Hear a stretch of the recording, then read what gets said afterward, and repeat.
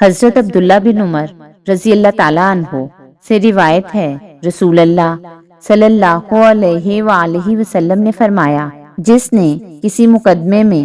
ظلم میں ظالم کی مدد کی، وہ ہمیشہ اللہ کی ناراضی کا مستحق رہتا ہے حتیٰ کہ اس گناہ سے باز آ جائے۔ حضرت عبداللہ بن عباس رضی اللہ تعالیٰ عنہ سے روایت ہے، رسول اللہ صلی اللہ علیہ وآلہ وسلم نے فرمایا، اگر لوگوں کو محض ان کے دعوے کی بنا پر چیز دے دی جائے تو لوگ دوسرے افراد کے جان و مال پر دعوے کر دیں، لیکن قسم کھانا مدعا علیہ کے ذمہ ہے۔ حضرت ابوذر جندب بن جنادہ غفاری